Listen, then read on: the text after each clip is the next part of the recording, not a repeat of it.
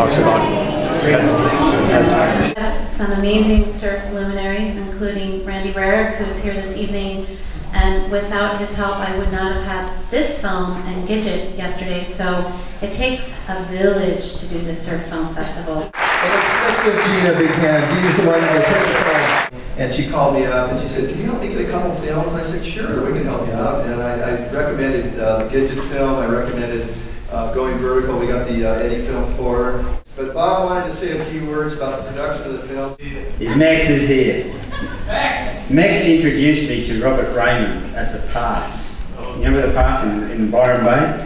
And this Hollywood swagger guy, you know, and he comes up and goes, "Hey, McTavish, I'd like to do a story about your stowaway one day." Well, he did it. And Rob Raymond hired a guy called Larry Keating, who was a really great documentary producer from New Zealand. Now Larry shot 130 hours of footage. He spent 2 days with Greg and Laura up in Crescent City.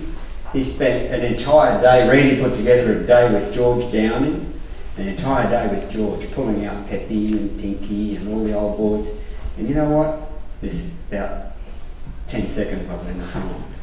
Because when it comes, because Larry got cancer, and Larry dropped off the job. So the whole thing got suspended for like 18 months. And it was just lying there, 130 hours of footage. And it was pretty sad. But Rob Raymond just powered through, and he finally got the film finished with a new director, a very famous Australian director who's been an Academy Award nominated. And he cut it to a story that made sense to the audience. So poor George Downing didn't appear. Greg's 2 days of shooting, we get like 2 minutes of Greg. So there's a lot of sadness that a lot of babies were killed, but it's still a good film. So please enjoy Going Vertical, and afterwards Dick and I are going to have an arm wrestle up here. Once again, I want to thank Gina Caruso and the Doris Duke Theater for making this possible today. So I'd like to have Greg Noll come on up. Greg, if you don't mind stepping up here. I'd also like to get Jock Sutherland. Jock, if you could come on up. Now let's get Dick Brewer to join us up here. Come on up. Well, Greg, when are you going to take the drop at pipeline? I have a totally new respect for this guy. That was a decent film, I thought. Thank God for Dick Brewer and this guy for keeping the conversation going forever and ever.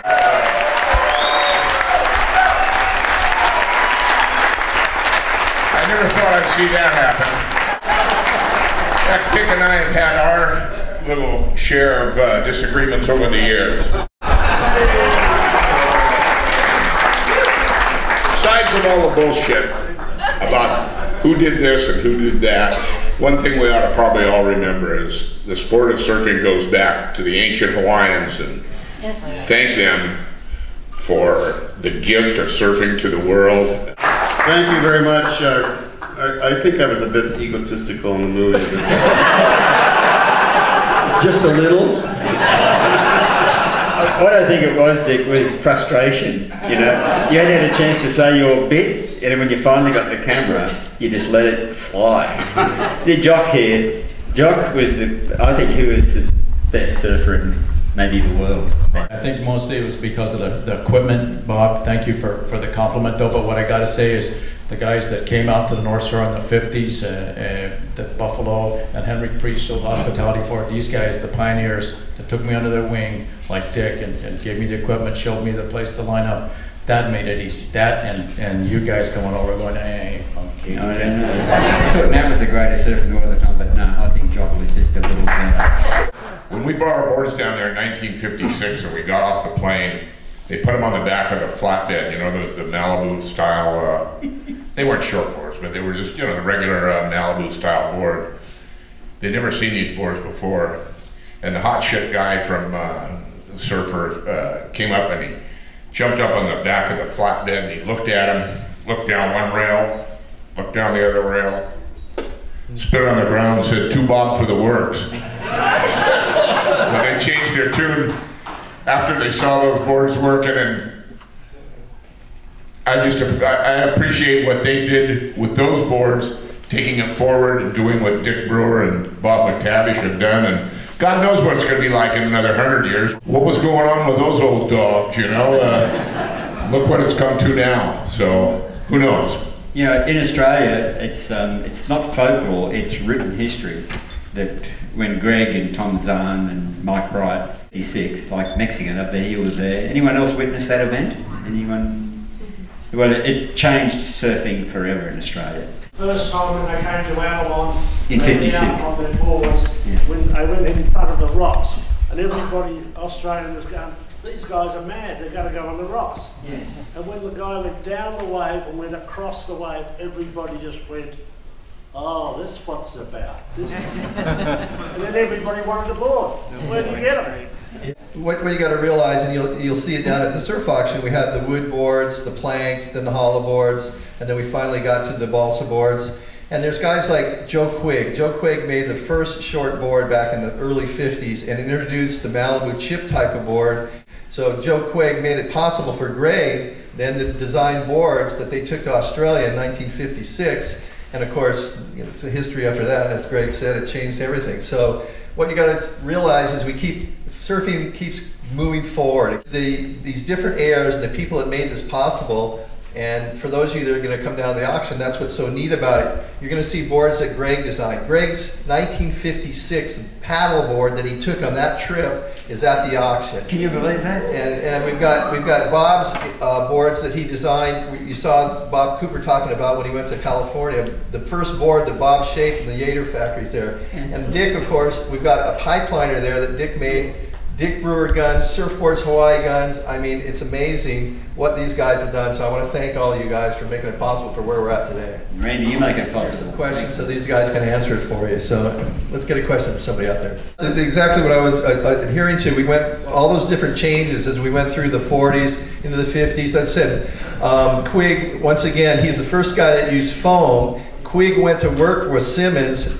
Matt Kivlin and Quigg shaped all the Simmons sandwich boards with that foam inside and the plywood decks and the balsa rails.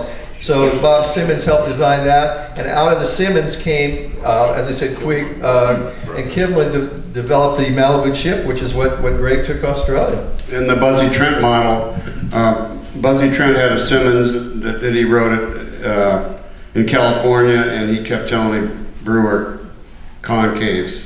So I made the concave Buzzy Trent gun. Now we're all riding concaves in one form or another. That was a radical concave. That thing had a scoop in the back of it. That was wild. Yeah. Does he have a book, McTavish? Yeah, actually, as soon as we're finished with the Q&A, for those of you, Bob's come out with a great book, and he brought up a couple dozen with him from Australia. Out the back, Bob will be signing that for you, for those of you who like purses. Bob, tell us a little bit about your book there. I started writing the stories like 20 years ago, and by the time I got to about 1968, I run when I started surfing in 56 to 68, I had 400 pages of stories, and I just went, oh, that's enough.